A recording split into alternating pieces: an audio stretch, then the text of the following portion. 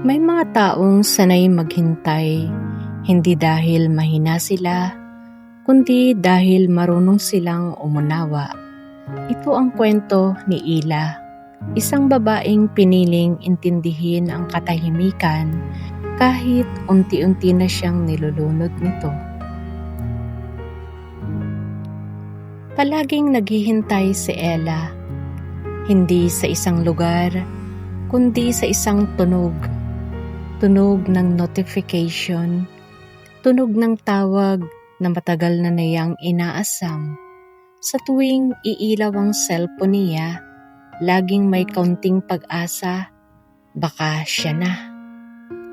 Si Rafael ang boyfriend niya, masipag, ambisyoso, at palaging busy. Noong una, naiintindihan niya sino ba naman siya para humadlang sa pangarap ng taong mahal niya. Noon, kahit gaano kabigat ang trabaho ni Rafael, palagi siyang tumatawag. Isang oras, minsan higit pa. Magkikwento si Ella tungkol sa araw niya, kung paano siya napagod, kung paano siya natawa, kung paano niya na-miss si Rafael. At si Rafael naman, kahit pagod, nakikinig, nagtatanong, nananatili. Kahit 5 minuto lang sana, hindi niya kayang hindi tawagan si Ella. Doon naniwala si Ella, ganito pala ang magmahal, kahit busy, pinipili ka pa rin. Makalipas ang 1 taon, nakitaan ni Ella ng pagbabago si Rafael. Unti-unting nagbago ang lahat. Hindi biglaan, hindi marahas, kundi dahan-dahan. Parang paglayo ng alon sa dalampasigan. 1 oras na usapan, naging 30 minutos. 30 minutos, naging 10. 10, naging 5 minuto na puno ng katahimikan. Hanggang sa minsan, walang tawag. Nag-text si Ella. Okay ka lang ba? Pagod ka ba? Miss na kita. May reply minsan, madalas wala. At kung meron man, 1 linya lang, walang lambing, walang tanong pabalik. At kapag siya'y nag-reply agad, makikita niya, offline na si Rafael. Pero pinili pa rin niyang intindihin. Baka pagod lang talaga. Baka stress sa trabaho, baka ganito talaga kapag tumatanda na ang relasyon. Paulit-ulit niyang pinaniniwalaan ang mga dahilan, kahit ang puso niya ay unti-unting napupuno ng tanong. Hindi siya nagalit, hindi siya nanumbat. Mas pinili niyang manahimik, mas pinili niyang maghintay. Hanggang sa isang gabi, habang hawak niya ang cellphone, napansin niya 1 buong linggo na pala ang lumipas na hindi sila nag-uusap ng maayos. Doon niya naramdaman ang bigat, hindi galit, hindi selos, kundi kalungkutan. Dumating ang pagdududa, hindi dahil may nakita siyang iba, kundi dahil hindi na siya hinahanap. Dati, kahit hindi siya mag-message, tatawag si Rafael. Ngayon, kahit anong gawin niya, parang wala na siyang presensya. Minsan, Tinanong niya ito, may nagawa ba akong mali? May problema ba tayo?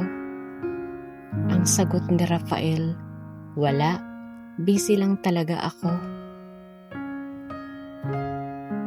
Pero ang tanong sa isip ni Ella, kung mahal mo pa ba ako, bakit parang ako na lang ang may pakialam? Maraming beses na sinubukan ni Ella na mag-let go. Sinabi niya sa sarili, tama na, nakakapagod na. Pero sa tuwing susubukan niyang lumayo, may isang alaala na babalik. Yung unang tawag, yung unang ingat ka, yung mga pangakong ako na lamang ang mamahalin. Mahal na mahal pa rin niya si Rafael, hindi dahil perpekto ito, kundi dahil minahal siya nito noon. At minsan, ang alaala ng pagmamahal ang pinakamahirap bitawan. Ngayon, wala na halos komunikasyon. Hindi na sila nag-aaway dahil wala na ring pinag-uusapan. Hindi na rin sila nagkakamustahan dahil si Ella na lang ang nagtatanong. At doon niya napagtanto minsan ang katahimikan ay hindi pahinga kundi dulo. Ella, hindi mali ang magmahal, hindi rin mali ang umunawa, pero may hangganan ang paghihintay. Kapag ang isang tao ay mahal ka, hindi ka niya kailangang ipagdasal para lang mapansin. Hindi ka niya hinahayaang magduda sa halaga mo. Ang pagmamahal ay hindi palaging perpekto, pero malinaw.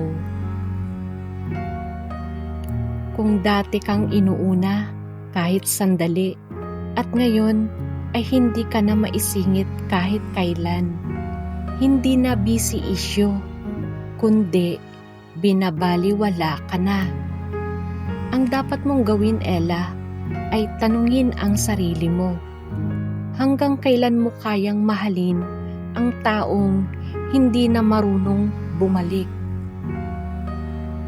Minsan, ang tunay na pagmamahal ay ang pagbitaw.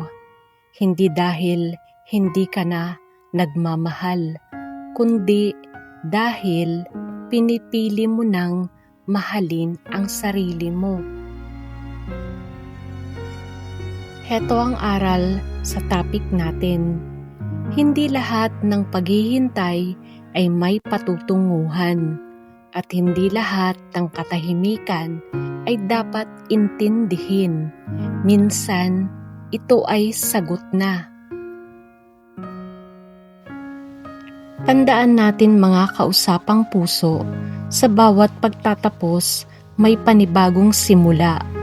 Maraming salamat sa inyong pakikinig. Don't forget to like, share, and subscribe sa Usapang Puso ni Ate Charbet. Hanggang sa muli.